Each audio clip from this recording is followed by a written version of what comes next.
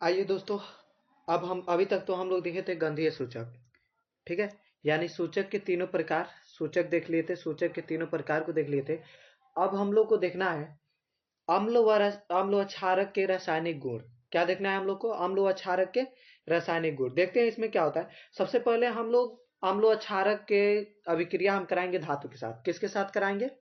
धातु के साथ। देखिए, सबसे पहले हम लोग अभिक्रिया कराते हैं किससे?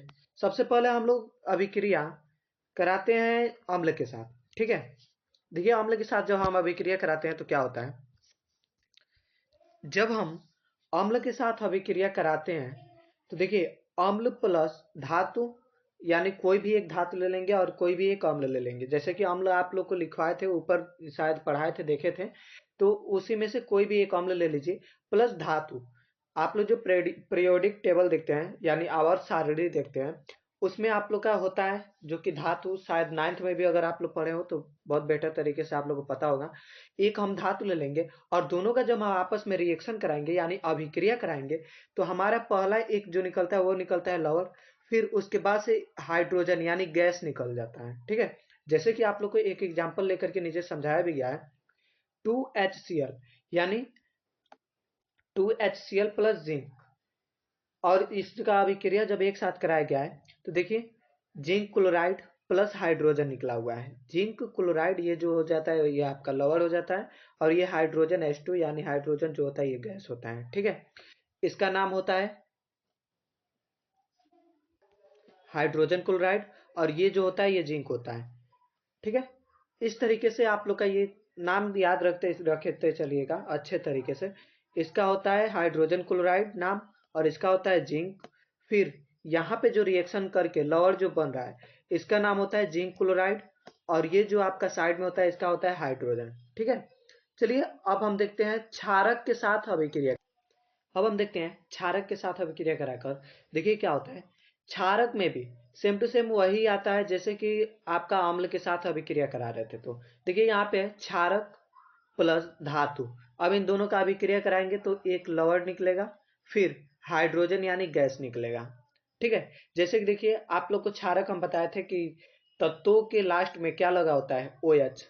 OH समूह जिस भी तत्व के साथ लगा होगा उसको हम क्या बोल देंगे? क्षारक। जैसे कि देखिए सोडियम OH यानी सोडियम हाइड्रोक्साइड लिखा हुआ है NaOH, 2NaOH लिखा हुआ है जिसका नाम होता है सोडियम हाइड्रोक्साइड। नाम क्या होता है? Sodium hydroxide. फिर धातु, यहाँ पर भी आप लोग का जिंक ही लिया गया है। देखिए इसमें जब हम रिएक्शन आपस में कराते हैं तो हमारा बनता है Na2ZNO2, जिसका नाम होता है sodium zinc hydroxide, sorry sodium zinc oxide. क्या नाम होता है? Sodium zinc oxide. फिर आप लोग का H2 यानी गैस बाहर निकल जाता है। यहां तक समझ में आया? आई होप आप लोग को समझ में आया होगा। हम लोग चलते हैं अगले हेडिंग की तरफ। अभी आप लोग पिछले हेडिंग में देखे होंगे हाइड्रोजन गैस निकलता है, यानी दोनों का जब हम अभिक्रिया कराते हैं आपस में तो क्या निकलता है? हाइड्रोजन गैस निकलता है। दोनों में लवण plus hydrogen gas. Same to same उसी तरीके से आखिर हमको पता कैसे चलेगा कि ये हाइड्रोजन गैस ही निकल रहा है या कुछ और निकल रहा है? उसके लिए देखिए यहाँ पे आप लोग का हेडिंग जो होता है हाइड्रोजन गैस का परीक्षण, जो आप लोग का चैप्टर जो है, इस चैप्टर से इस हेडिंग को जरूर ना जरूर पूछ ही देता है, कभी ना कभी तो इसको पूछ ही देता है। 4 सेट अपने जिले में पूरा 4 सेट बनता है पेपर, क्वेश्चन पेपर। चारों सेट में 2 सेट में तो ये क्वेश्चन आता ही आता है। ध्यान में रखिएगा और अच्छे से इसको देख लीजिएगा। देखिए, हाइड्रोजन गैस का परीक्षण हमको यानी कैसे पता करना होता है, कैसे पता करें कि हाइड्रोजन गैस निकलता है। हेडिंग होता है आप लोग का हाइड्रोजन गैस का परीक्षण। ठीक है, इसके वजह से हम लोग देखते हैं, सॉरी, इसके डिफिनेशन हम लोग देखते हैं। देखिए कैसे पता करेंगे। जब जलती हुई मोमबत्ती को हाइड्रोजन गैस के पास ले जाया जाता है तो यह पॉप पॉप की ध्वनि के साथ जलती है। कैसे ध्वनि के साथ जलती है? पॉप पॉप की ध्वनि के साथ जलती है, जिसकी वजह से हमको पता लगता है कि हाँ ये हाइड्रोजन गैस ही निकल रहा है। जैसा कि आप लोग देख सकते हैं फिगर में यहाँ पे दिखाया भी है रिएक्शन करके। देखिए यहाँ पे आप लोग का है एक परख नली लिया हुआ है जिसमें हाइड्रोजन हाइड्रोजन गैस इस नली से निकल रहा है। हाइड्रोजन गैस के बुलबुले हैं। फिर और ये यहाँ पे देखिए परख नली, ये है तनु अम्ल। फिर दानेदार जिंक के टुकड़े हैं। फिर यहाँ पे देखिए यह प्रवाहित नली यानी जिस जिस नली से गैस निकलेगी वो है। फिर यहाँ पे देखिए उसका परीक्षण करने के लिए हमको क्या करना होता है, पानी में साबुन के घोल बना करके रखना होता है जिसमें से ये निकलता है। ठीक है, यहाँ पे देखिए जब ये निकल रहा है तो यहाँ पे हाइड्रोजन गैस से भरे हुए साबुन के बुलबुले निकल रहे हैं। फिर यहाँ पे मोमबत्ती लगाया गया है जो फट फट की आवाज से ये जल रही है। ठीक है, ये सारा चीज रिएक्शन आपको करके दिखाए भी हैं, ऊपर भी आप लोग देखे हैं, अभी आप लोग को समझाए भी हैं। डिफिनेशन आप लोग याद कर लेंगे तो इसकी जरूरत नहीं पड़ेगी। अगर आप लोग डिफिनेशन याद कर लेते हैं तो ये इस फिगर की जरूरत नहीं पड़ती है। ठीक है, चलिए हम लोग देख थोड़ा सा और आगे बढ़ते हैं। अम्ल व क्षारक की धातु कार्बोनेट तथा धातु बाइकार्बोनेट के साथ अभिक्रिया। ठीक है, जिसमें हम लोग सबसे पहले देखेंगे अम्ल और धातु कार्बोनेट के साथ अभिक्रिया। देखिए अम्ल जब धातु कार्बोनेट के अम्ल और धातु कार्बोनेट के साथ जब अभिक्रिया होता है तो क्या होता है, तो ये आप लोग सामने होगा। अम्ल जब धातु कार्बोनेट के साथ अभिक्रिया कराता है तो लवण प्लस कार्बन डाइऑक्साइड प्लस जल निकलता है। क्या होता है, अम्ल लवण कार्बन डाइऑक्साइड और जल निकलता है। जैसे कि यहाँ पे देखिए आप लोग को नीचे एग्जाम्पल भी लिया गया है। पहला एग्जाम्पल है 2HCl यानी हाइड्रोजन क्लोराइड। फिर उसके बाद से Na2CO3 यानी सोडियम कार्बोनेट। जब इन दोनों का जब रिएक्शन आपस में कराया गया है तो NaCl यानी क्या प्राप्त हुआ है हमारा, नमक। फिर उसके बाद से CO2 यानी कार्बन डाइऑक्साइड। फिर उसके बाद से ये H2O यानी जल। ये सारे चीज़ हमको प्राप्त होते हैं। देखिए ये रिएक्शन आप लोग के लिए वेरी इंपॉर्टेंट होंगे, जो कि आप लोग इसको ध्यान से देखते हुए चलेगा। चलिए आगे हम देखते हैं अगला। देखिए दोस्तों, अगला है हम लोग का अम्ल धातु बाइकार्बोनेट के साथ अभिक्रिया। यानी अब अम्ल की अभिक्रिया हम कराएंगे धातु बाइकार्बोनेट के साथ। ठीक है, जैसे कि अभी तक आप लोग देखे थे कार्बोनेट के साथ सिंपल, लेकिन अब हम किससे कराएंगे, धातु बाइकार्बोनेट के साथ। देखिए जैसे कि देखिए यहाँ पे अम्ल लिया गया है, यहाँ पर भी आप लोग का HCl ही लिया गया है। ठीक है, तो HCl क्या होता है, हाइड्रोजन क्लोराइड। फिर उसके बाद से धातु बाइकार्बोनेट का फार्मूला होता है, यानी कोई भी एक धातु लगा दीजिए, और बाइकार्बोनेट का फार्मूला होता है HCO3। क्या होता है, HCO3, जिसको हम लोग क्या पढ़ते हैं, हाइड्रोजन कार्बोनेट। ठीक है, जैसे यहाँ पे देखिए अगर हम लोग कोई धातु यानी Na लगाए हुए हैं तो उस Na को क्या पढ़ते हैं, सोडियम। H को पढ़ते हैं हाइड्रोजन, CO3 को कार्बोनेट। सोडियम हाइड्रोजन कार्बोनेट इसका नाम होता है।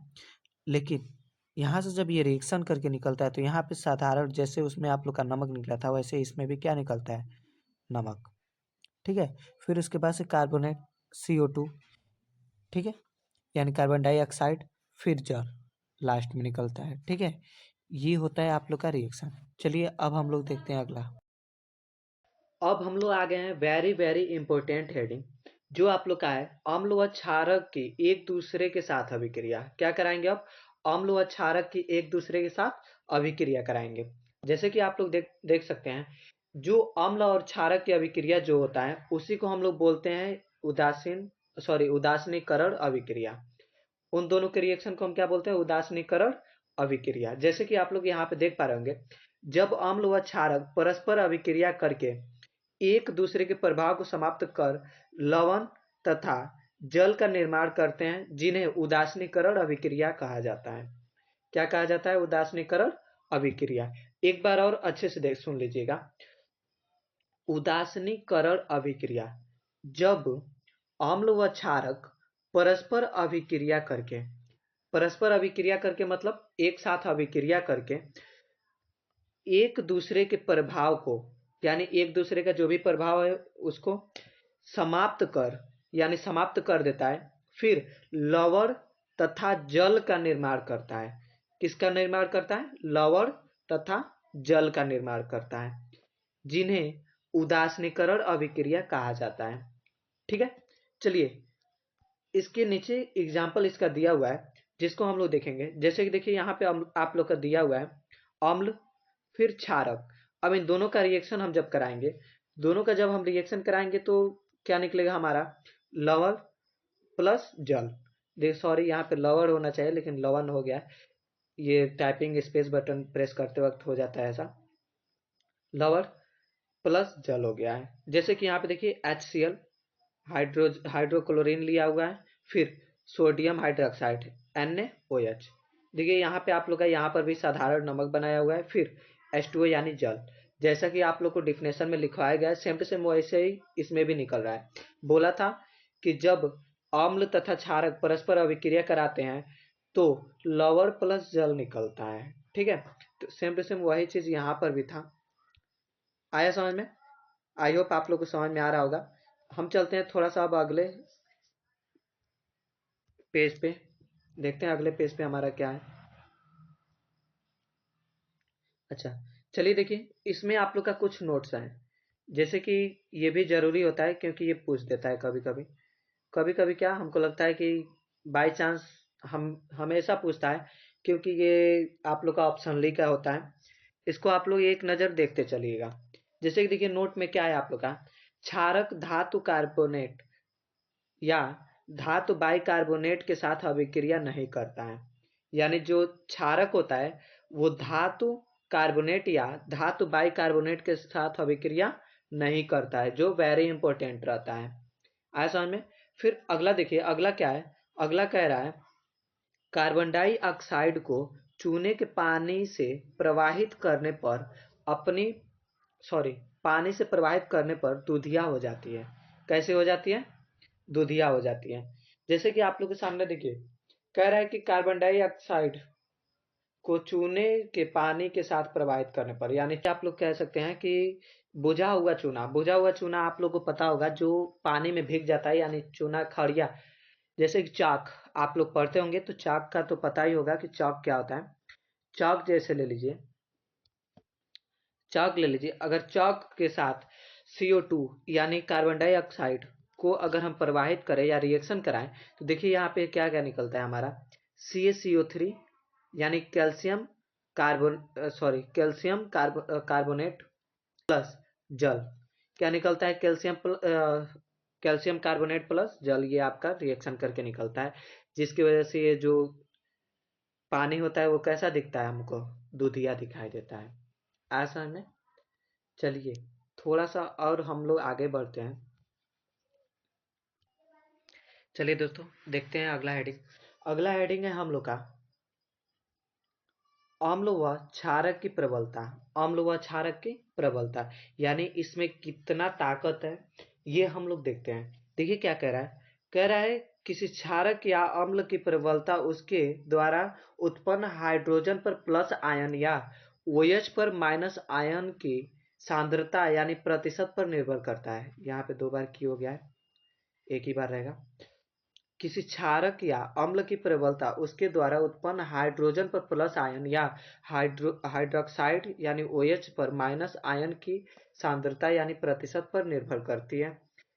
इसके नीचे कुछ और भी लिखा हुआ है, देखिए अम्ल व क्षारक की प्रबलता यानी ताकत हम एक सार्वभौमिक या सार्वत्रिक सूचक द्वारा ज्ञात कर सकते हैं, जिसका नाम क्या होता है? pH, जिसका शायद आप लोग नाम सुने होंगे, pH मान। उससे हम लोग ज्ञात कर सकते हैं। चलिए देखते हैं सार्वभौमिक सूचक या सार्वत्रिक सूचक क्या होता है। देखिए यह अनेक सूचक के मिश्रण होते हैं। यह क्या होते हैं? अनेक सूचक के मिश्रण होते हैं। यह सूचक किसी विलयन में हाइड्रोजन आयन की विभिन्न सांद्रता को विभिन्न रंगों में प्रदर्शित करते हैं। जैसे कि आप लोग यहाँ पे सामने देख पा रहे होंगे कि यहाँ पे आप लोग का कुछ दिखाया गया है ना?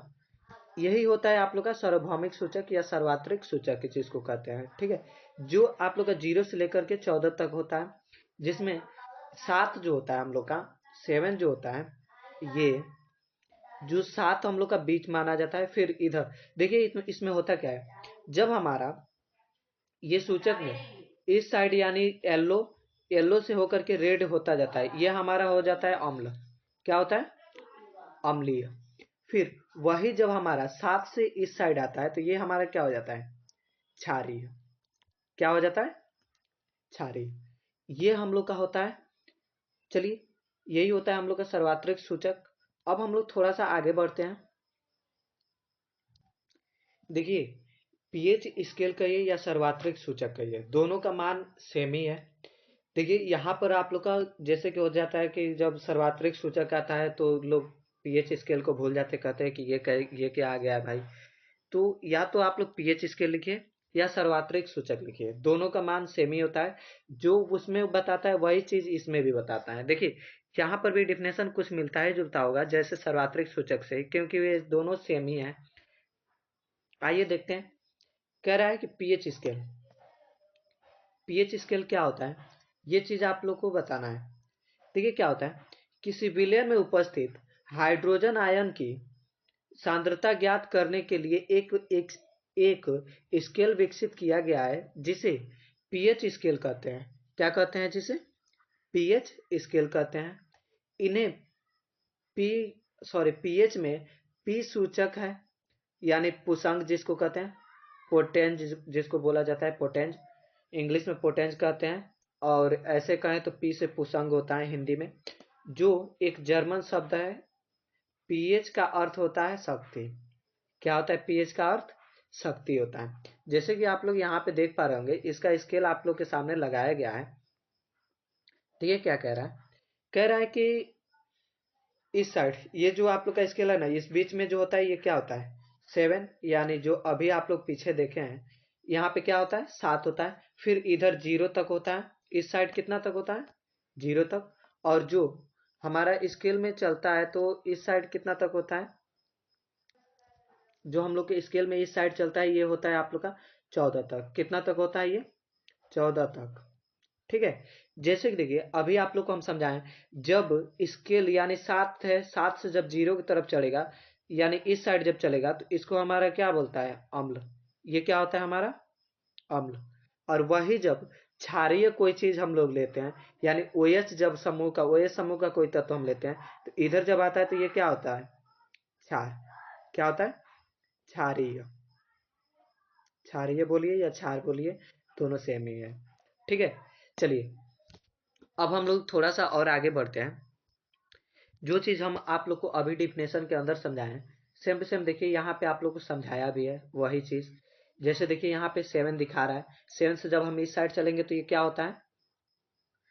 अम्लीय। 7 से जब नीचे की तरफ हम चलेंगे तो क्या होता है हमारा? अम्लीय। और जब 7 से हम ऊपर की तरफ चलेंगे तो वो हमारे तत्व किस में आते हैं? तो क्षारीय में आते हैं। जैसे कि आप लोग के सामने यहाँ पे दिखाया भी है, जो सातवां होता है, जो सातवां होता है वो क्या होता है? उदासीन। क्या होता है सातवां? उदासीन होता है। ठीक है। लेकिन देखिए यहाँ पे दिखाया भी है अम्लीय। जब 7 से नीचे की तरफ जाते हैं तो वो क्या होता है हमारा? अम्लीय। अब जब 7 से ऊपर की तरफ जाते हैं कोई तत्व का, हाइड्रोजन यानी जो भी मान है, अगर 7 से ऊपर की तरफ आता है तो वो क्या होता है? क्षारीय। जैसे कि इसी तरीके से आप लोग के सामने कुछ एग्जाम्पल भी रखे हुए हैं जो आप लोग को दिखा रहे हैं। देखिए आप लोग का यहाँ पे दिया हुआ है, यानी हमसे पूछ देता है कभी कभार कि इसका पीएच मान बताइए। तो देखिए आप लोग के सामने कुछ एग्जांपल्स आप लोग के सामने है। जैसे कि आंसू का पीएच मान। पहला क्या है आप लोग का? आंसू का पीएच मान। तो आंसू का पीएच मान क्या होता है? अगर कोई पूछ दे तो आप लोग क्या बताएंगे? 7.4। वैसे ही आप लोग का होता है दूध का पीएच मान। दूध तो आप लोग पीते होंगे, नेचुरली पीते हैं, तो उसका भी पीएच मान होता है, जिसका पीएच मान क्या होता है? 6.4। देखिए 7 से नीचे जा रहा है, तो 7 से नीचे जब जाएगा तो ये क्या हो जाएगा हमारा? अम्लीय हो जाएगा। क्या होगा? अम्लीय। लेकिन जब 7 से ऊपर जाएगा तो ये हमारा क्या हो जाएगा? क्षारीय। और जब 7 पे रहेगा तो वो उदासीन। अगर कोई पदार्थ पूछ दिया जाए तो वो क्या होता है? 7 पे अगर हो तो उसको क्या कह देंगे? जैसे कि पानी ले लीजिए, पानी हमारा क्या होता है? उदासीन होता है, उसका पीएच मान क्या होता है? 7 होता है। ठीक है। फिर यहाँ पे देखिए बहुत सारे लोग पूछ देते हैं कि मानव रक्त यानी खून का पीएच मान, यानी ब्लड का पीएच मान बताइए, रक्त का पीएच मान बताइए। तो आप लोग हिचकिचाने लगते हैं। तो देखिए इसका पीएच मान क्या होता है? 7.35 से लेकर के 7.45 तक होता है। फिर मानव लार, यानी जो आप लोग के मुंह में लार बनता है ना, जिसको एंजाइम के नाम से भी जानते हैं, उसका देखिए पीएच मान क्या होता है? 6.5 से लेकर के 7.5 के बीच में होता है। ठीक है। फिर आ जाते हैं हम लोग थोड़ा सा नीचे। नीचे देखते हैं। देखिए नीचे है टमाटर का पीएच मान। टमाटर का पीएच मान क्या होता है? 4 होता है। क्या होता है पीएच मान टमाटर का 4 होता है। उसी तरीके से नींबू, नींबू आप लोग देखे होंगे कि बहुत ज्यादा खट्टा होता है जिसकी वजह से अम्लीय होता है, जिसका पीएच मान क्या होता है 2 होता है। पीएच मान क्या होता है 2। उस तरीके से देखिए यहाँ पे समुद्री जल, समुद्री जल क्या होता है खारा होता है थोड़ा सा। आप लोग अगर कभी कभार गए होंगे, अगर नदी उदी का पानी पिए होंगे तो उसमें देखे होंगे कि वो क्या होता है खारा होता है या नमकीन जैसा लगता है, जिसका पीएच मान क्या होता है 8.5। चलिए थोड़ा सा कुछ और एग्जांपल्स होंगे इसमें जो हम देख रहे हैं। लास्ट एग्जांपल है आप लोग का सोडा का पीएच मान, सॉरी बेकिंग सोडा का पीएच मान। जो बेकिंग सोडा का पीएच मान होता है वो क्या होता है 9 होता है। क्या होता है बेकिंग सोडा का पीएच मान 9 होता है। अब हम लोग आ जाते हैं थोड़ा सा पीएच मान का दैनिक जीवन में क्या महत्व है, या इस तरीके से तो आप लोग के एनसीईआरटी की बुक में लिखा होगा, लेकिन हम थोड़ा सा इसमें अलग करके इसका नोट्स बनाए हुए हैं जिसके वजह से आप लोग को पढ़ने में भी आसानी होगा। दैनिक जीवन में पीएच मान का महत्व, यानी हमारे दैनिक जीवन में भी पीएच मान का महत्व है या नहीं है, वो सारा चीज हम यहाँ पे जानेंगे। इसको हम थोड़ा सा स्टेप बाय स्टेप देखेंगे। देखिए दैनिक जीवन में हमारे पीएच मान का महत्व क्या होता है। हमारा शरीर 7 से 7.8 पीएच के बीच कार्य करता है। यानी जो हमारा शरीर होता है वो 7, यानी पीएच मान 7 से लेकर के 7.8 के बीच में कार्य करता है। फिर यहाँ पे देखिए आप लोग का जो पहला वर्षा होता है तो उसमें बहुत सारे लोग कहते हैं कि बाबू नहाना मत नहीं तो तबीयत खराब हो जाएगा। उसी तरीके से यहाँ पे देखिए वो क्यों कहते हैं उसका भी रीजन हम यहीं पे जानेंगे। यहाँ पे देखिए वर्षा के जल का पीएच मान 5.6 से कम हो जाता है तो अम्लीय वर्षा कहलाती है। क्या कहलाती है अम्लीय वर्षा कहलाती है। जैसे ये आप लोग को जो पहला बारिश होता है, जो लगभग हमको लग रहा है कि जुलाई के 15 तारीख के बाद जो पहला बारिश होता है वही हम लोग का होता है अम्लीय वर्षा। क्या होता है अम्लीय वर्षा, जिसका मान क्या होता है 5.6, जिसकी वजह से लोग कहते हैं कि इसमें मत नहाना नहीं तो मुंह पे दाना वाना निकल जाएंगे, फोड़ा फुंसी निकलते हैं इससे। चलिए अब हम लोग चलते हैं आगे। देखिए इसमें कुछ और भी है आप लोग का, जैसे कि देखिए यहाँ पे है आप लोग का बोल रहा है कि मुंह का पीएच मान 5.5 से कम होने पर दांतों का क्षय प्रारंभ हो जाता है। यानी दांत दांत क्या होते हैं सड़ने गड़ने लगते हैं। जैसे कि आप लोग कहते हैं कि खोडला हो गई बाटे, इस तरीके का कुछ होता है ना, जो दांत सड़ जाता है, जो बहुत ज्यादा दर्द करता है। वो क्यों होता है जब हमारे मुंह का पीएच मान 5.5 से कम होता है तब ये रोग होता है। अगला देखिए, अगला कह रहा है मधुमक्खी के डंक अम्ल छोड़ता है जिसके कारण जलन व दर्द होता है। क्या होता है जलन व दर्द होता है। वो क्या छोड़ता है अम्ल छोड़ता है। ठीक है। फिर यहाँ पे देखिए अच्छे उपज के लिए पौधों को एक विशिष्ट पीएच की आवश्यकता होती है। यानी क्या होती है, अब पौधों जैसे अच्छी फसल के लिए यानी अच्छी उपज के लिए हम पौधों को भी इसकी आवश्यकता होती है। पीएच मतलब अच्छे से पीएच यानी अच्छा खासा पीएच का इसको आवश्यकता होती है। चलिए अब हम लोग देखते हैं अगला। अगला हेडिंग है आप लोग का लवण। जैसे कि देखिए लवण का निर्माण कब होता है कैसे होता है, वो आप लोग अभी उदासीनीकरण जब आप लोग को हम बताए हैं तो सेम टू सेम वही डिफिनेशन होगा, यानी लवण का भी। जैसे कि देखिए यहाँ पे कह रहा है कि अम्ल और क्षार के साथ जब अभिक्रिया हम कराते हैं, जब इन दोनों को आपस में अभिक्रिया कराते हैं अम्ल और क्षार का, तो लवण प्लस जल निकलता है। लवण प्लस जल निकलता है, जैसे कि HCl प्लस NaOH यानी अम्ल। फिर ये क्या है क्षारक है, यानी अम्ल हो जाएगा हाइड्रोजन क्लोराइड और सोडियम हाइड्रोक्साइड। इन दोनों को जब हम आपस में अभिक्रिया कराएंगे तो हमारा NaCl प्लस H2O प्राप्त होंगे। ठीक है, तो यही होता है आप लोग का लवण। चलिए हम लोग और आगे बढ़ते हैं थोड़ा सा। देखिए लवर को आप लोग वेरी इंपॉर्टेंट पे रखिएगा क्योंकि ये भी कभी कभार पूछ देता है। और ये जो है टॉपिक्स हैं, ये जो आप लोग को नीचे की तरफ टॉपिक्स हैं, ये जो टॉपिक्स हैं इन सबको 100% क्लियर करके चलेगा क्योंकि इसमें से दो तो जरूर पूछता है, दो जरूर पूछता है। चलिए देखते हैं लवर से रसायनों के निर्माण, यानी लवर से हमारे रसायन क्या क्या निर्माण होता है वो सारा चीज हम लोग देखते हैं। जैसे कि देखिए पहला हेडिंग है आप लोग का सोडियम क्लोराइड, दूसरा हेडिंग है सोडियम हाइड्रोक्साइड, फिर तीसरा हेडिंग है विरंजक चूर्ण, चौथा हेडिंग है बेकिंग सोडा, पांचवा हेडिंग है आप लोग का धावन सोडा। ठीक है, फिर हम लोग देखते हैं थोड़ा सा और भी नीचे है। अगला हेडिंग है आप लोग का प्लास्टर ऑफ पेरिस। ठीक है, अब हम लोग थोड़ा सा एक एक हेडिंग को हम लोग देखेंगे, जो आप लोग का वेरी इंपॉर्टेंट में रहेगा। ध्यान से देखते चलिएगा। देखिए पहला हेडिंग है आप लोग का सोडियम क्लोराइड। पहला हेडिंग क्या है आप लोग का? Sodium chloride. देखिए सोडियम क्लोराइड होता क्या है? हाइड्रोक्लोरिक अम्ल तथा हाइड्रोक्लोरिक अम्ल एवं सोडियम हाइड्रोक्साइड के विलयन की अभिक्रिया से उत्पन्न लवण को सोडियम क्लोराइड कहते हैं। क्या कहते हैं? सोडियम क्लोराइड कहते हैं। यानी देखिए अब इसमें अभिक्रिया क्या क्या कराएंगे हमारे? हाइड्रोक्लोरिक अम्ल कराएंगे और सोडियम हाइड्रोक्साइड। जब इन दोनों को आपस में हम अभिक्रिया कराएंगे तो इन दोनों के विलयन से क्रिया करके उत्पन्न लवण, यानी इससे हमारा जो उत्पन्न लवण होगा वो क्या हो जाएगा? सोडियम क्लोराइड हो जाएगा। क्या होगा? Sodium chloride. इसका उपयोग भोजन में करते हैं। ठीक है, यानी भोजन के में जो भी आप लोग नमक वमक यूज करते हैं ना भोजन में, उसी को हम लोग कह रहे हैं कि सोडियम क्लोराइड। यानी इसका फॉर्मूला क्या होता है? NaCl। अभी आप लोग को हम दिखाए भी हैं और यहाँ पर भी देख लीजिए NaCl होता है। चलिए हम लोग देखते हैं आगे। देखिए जैसे कि आप लोग को अभी हम बोले हैं, सेम टू सेम वही चीज यहाँ पर भी लिखा हुआ है। HCl जो आप लोग का क्या है? हाइड्रोक्लोराइड। फिर NaOH सोडियम हाइड्रोक्साइड। अब इन दोनों का हम जब आपस में अभिक्रिया कराएंगे तो क्या होगा? NaCl यानी सोडियम क्लोराइड प्लस H2O। क्या प्राप्त होंगे हमारे? H2O। ठीक है, फिर अब देखिए अगला हेडिंग हम लोग का था सोडियम हाइड्रोक्साइड। अगला हेडिंग क्या था हम लोग का? Sodium hydroxide. अब हम लोग देखते हैं सोडियम हाइड्रोक्साइड क्या होता है। देखिए क्या कह रहा है, सोडियम हाइड्रोक्साइड का पहला हेडिंग है निर्माण। यानी इसका निर्माण कैसे होता है? जैसे कि देखिए सोडियम क्लोराइड के सोडियम क्लोराइड के जलीय विलयन यानी लवण जल से विद्युत प्रवाहित करने पर, क्या करने पर? विद्युत को प्रवाहित करने पर वियोजित होकर सोडियम हाइड्रोक्साइड उत्पन्न करता है। सोडियम हाइड्रोक्साइड उत्पन्न करता है। इस प्रक्रिया को क्लोरोक्षार प्रक्रिया भी कहते हैं, यानी क्लोरोक्षार प्रक्रिया कहते हैं। क्या कहते हैं? क्लोरोक्षार प्रक्रिया।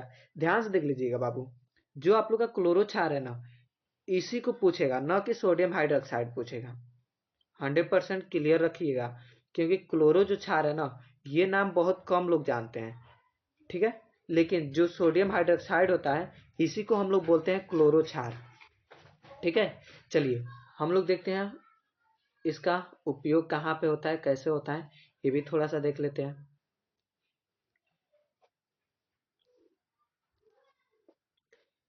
इसमें थोड़ा सा और रह गया है, कह रहा है कि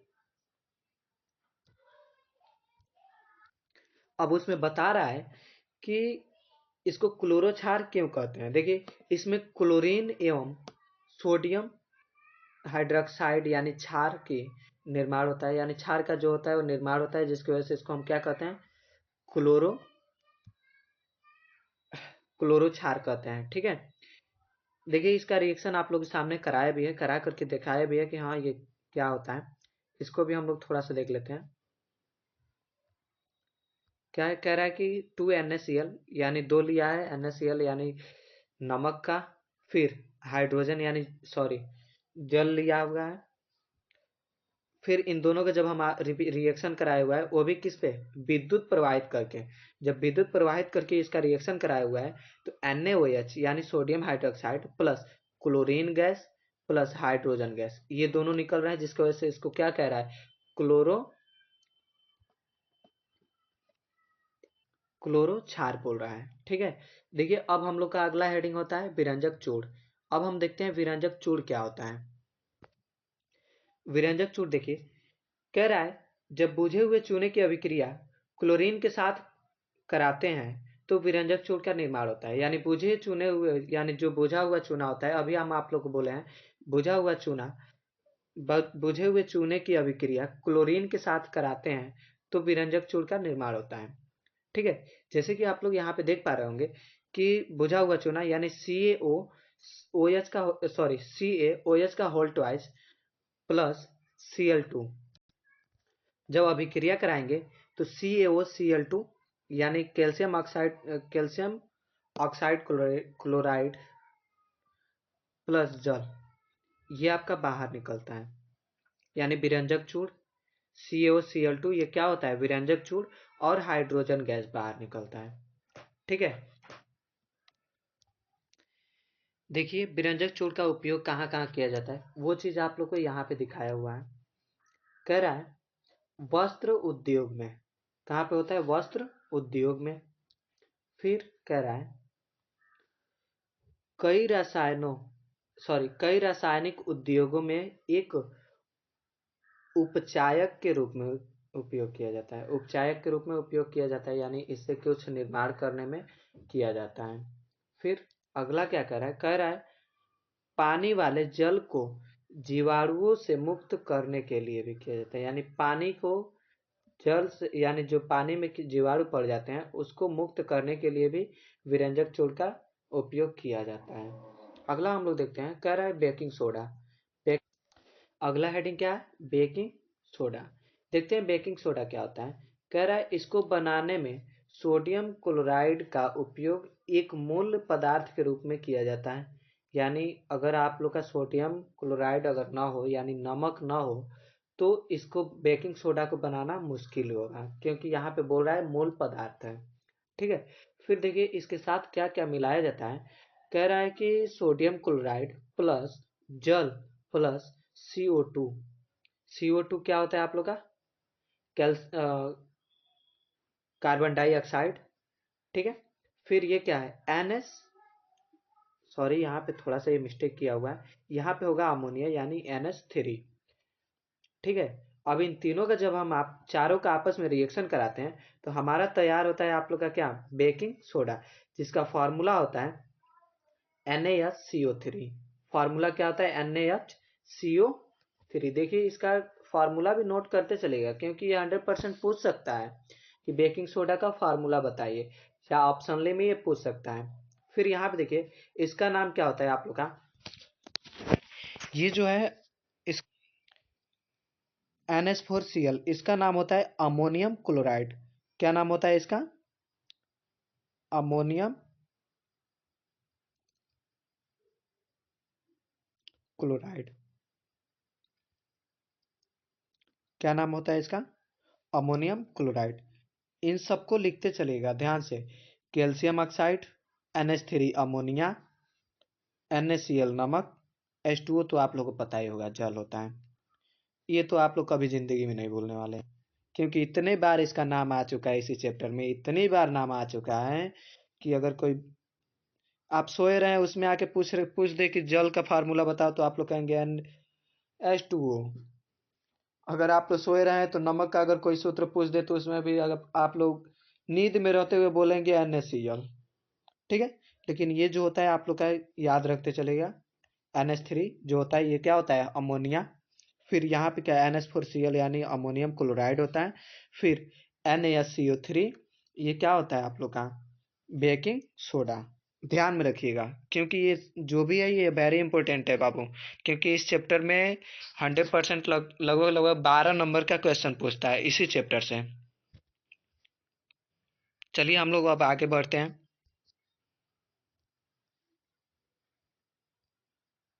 देखिए आप लोग का यहाँ पे लिख करके भी दिखाया हुआ है कि वो क्या क्या होता है, तो ये शायद उस पेज में नहीं पड़ा है, जैसे PDF में कन्वर्ट करते वक्त थोड़ा सा चेंज होता है, हो जाता है। देखिए इसका उपयोग कहाँ होता है, उपयोग लिख रहा है रसोई घर में स्वादिष्ट खस्ता पकौड़ा आदि बनाने के लिए उपयोग किया जाता है। यानी आप लोग तो अगर लड़कियां होंगी या लड़के भी होंगे, अगर बाहर से रह करके पढ़ रहे होंगे तो उन लोग को तो नेचुरली पता होगा कि ये कहाँ कहाँ उपयोग किया जाता है। चलिए देखते हैं हम थोड़ा सा और अगले पेज में। अगले पेज में हम लोग का है दूसरा, इसका उपयोग कहाँ किया जाता है। कभी कभी इसका उपयोग खाने को शीघ्र से पकाने के लिए, यानी शीघ्रता से पकाने के लिए, यानी जल्दी से पकाने के लिए भी इसका उपयोग किया जाता है। यानी जहाँ पे 1 चम्मच डालना है, अगर वहाँ पे आप लोग 4 चम्मच डाल देते हैं तो वो बहुत जल्द खाना तैयार होता है। ठीक है, अब हम लोग का अगला हेडिंग है हम लोग का धोने का सोडा। क्या है अगला हेडिंग, धोने का सोडा। चलिए हम इसको देखते हैं। देखिए क्या था हम लोग का धोने का सोडा, इसका निर्माण कैसे होता है। देखिए कह रहा है जब बेकिंग सोडा को गर्म किया जाता है जब बेकिंग सोडा को गर्म किया जाता है तब सोडियम कार्बोनेट यानी Na2CO3 का निर्माण होता है। Na2CO3 का निर्माण होता है कब होता है? जब बेकिंग सोडा को गर्म किया जाता है। फिर देखिए, फिर कह रहा है कि फिर सोडियम कार्बोनेट को पुनः क्रिस्टलन करने पर धोने का सोडा प्राप्त होता है।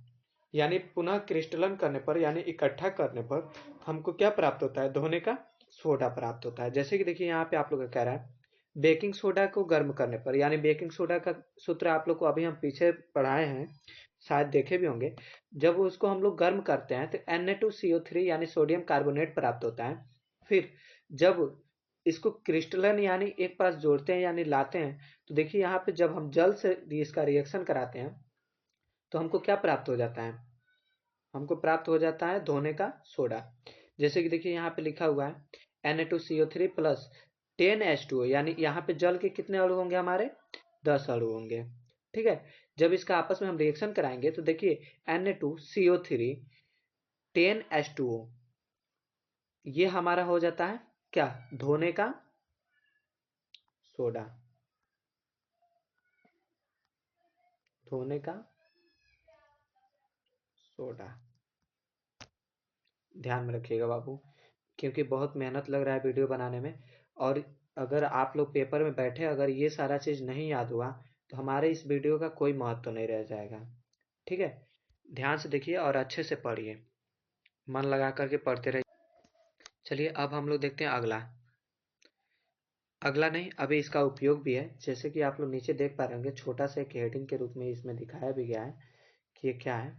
यहाँ पे देखिए आप लोग का दिखा रहा है उपयोग। ठीक है, तो अब हम लोग क्या देखेंगे? उपयोग देखेंगे, इसका कहाँ पे प्रयोग किया जाता है। चलिए देखते हैं हम लोग उपयोग। कह रहा है, सबसे पहला उपयोग कह रहा है कि सोडियम कार्बोनेट का उपयोग कांच, साबुन एवं कागज उद्योग में किया जाता है। कहाँ कहाँ पर किया जाता है? कांच, साबुन एवं कागज उद्योग, यानी कागज जहाँ पे बनता है, कांच जहाँ पे बनता है और साबुन भी बनता है तो उसमें भी उपयोग किया जाता है। ठीक है, फिर अगला कहाँ कह रहा है? कह रहा है इसका उपयोग बोरेक्स जैसे सोडियम यौगिक के उत्पादों में किया जाता है। बोरेक्स आप लोग शायद नहीं जान रहे होंगे। बोरेक्स के अभी जो जैसे बोरेक्स जैसे सोडियम यौगिक, सोडियम का एक यौगिक ही है, उसमें भी किया जाता है। फिर अगला देखिए, कह रहा है कि सोडियम कार्बोनेट का उपयोग घरों में साफ सफाई के लिए किया जाता है। कहाँ पे किया जाता है? घरों में साफ सफाई के लिए भी किया जाता है। ठीक है, चलिए अब हम लोग देख हेडिंग।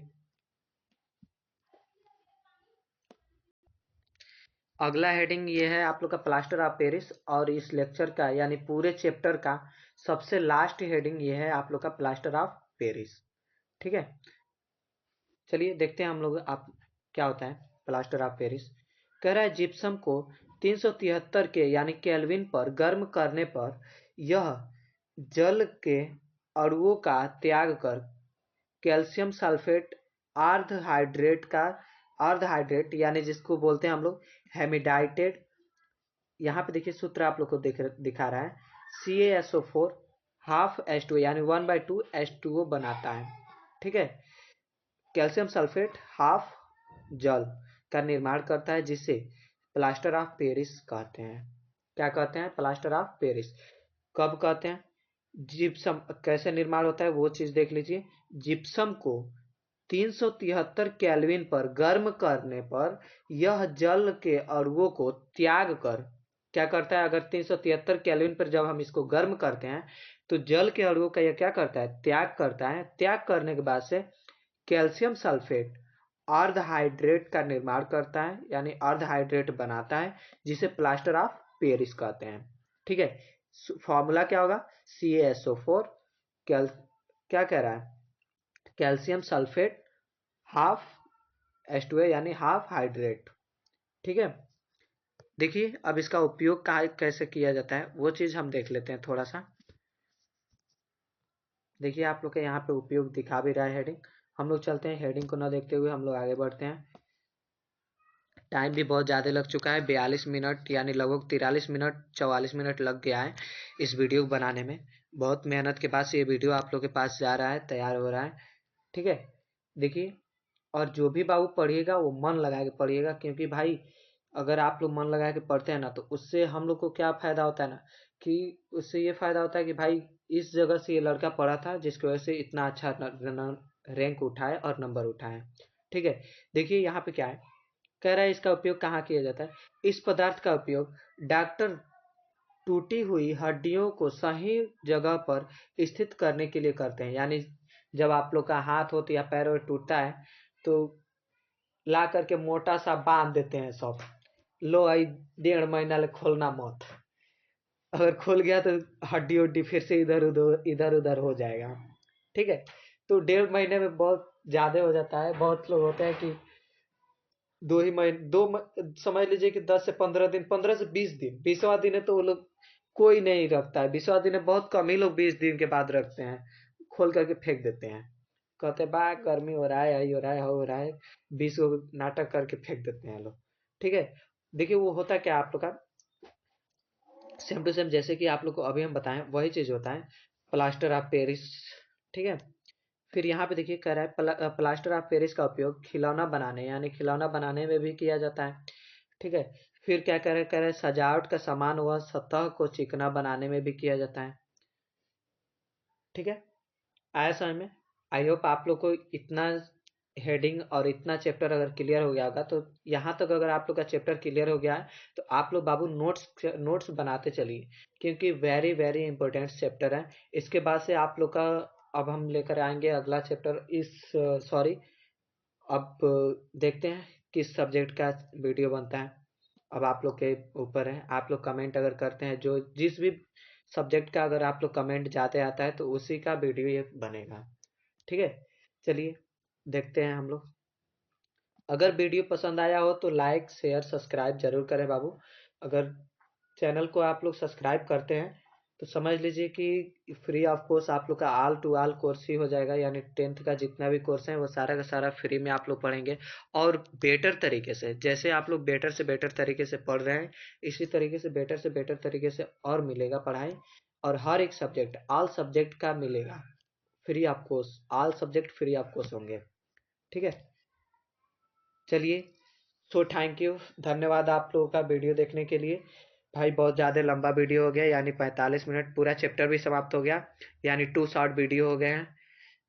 चलिए, चैप्टर एंड हुआ, बाय, सी यू, मिलते हैं 1 ब्रेक के बाद।